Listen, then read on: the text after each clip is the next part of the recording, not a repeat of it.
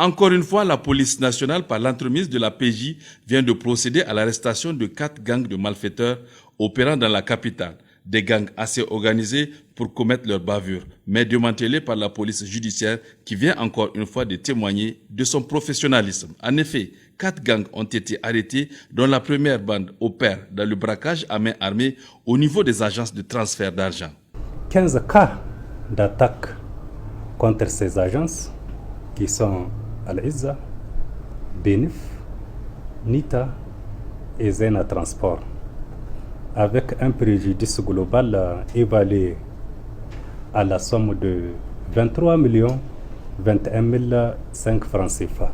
La deuxième bande, constituée de 23 jeunes âgés de 8 à 17 ans, recrutés à Maradi, opérant à Niamey depuis 3 mois. Pour commettre des vols, ils sont installés au quartier Dar es Salaam de Niamey. Ces jeunes-là divertissent donc leurs victimes pendant que les autres procèdent au vol.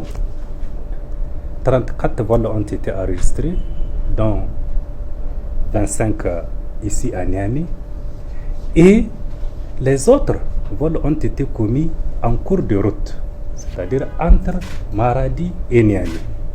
La troisième bande est spécialisée dans le cyberattaque. 2 opérateurs en ont été victimes à Niamey et le préjudice causé tourne autour de plus de 300 millions de francs CFA.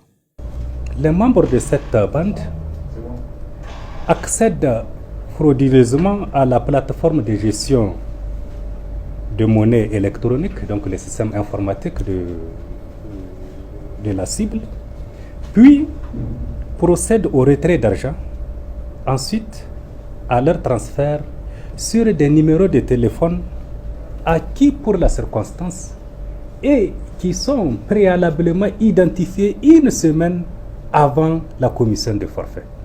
L'argent donc enfin est envoyé vers l'extérieur.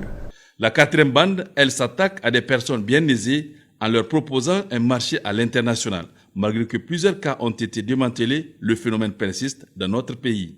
Et ce mode opératoire consiste à se renseigner d'abord sur ces victimes, qui sont toujours des personnes économiquement connues, puis les appelle téléphoniquement avec des numéros locaux et étrangers pour leur proposer un marché d'acquisition des produits pour le compte des laboratoires en France.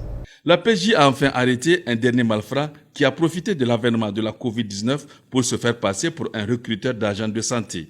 Le directeur général de la police nationale attire l'attention de la population à plus de prudence et de vigilance face à ces nouveaux modes de criminalité qui prennent de l'ampleur et demande à la population pour les achats et ventes en ligne de privilégier les plateformes certifiées, demande aux opérateurs de téléphonie de signaler à la police les cas de transactions suspectes, ainsi que les cas d'achat de cartes SIM en nombre et invite enfin la population à collaborer en signalant à la police nationale tout acte et activité suspecte.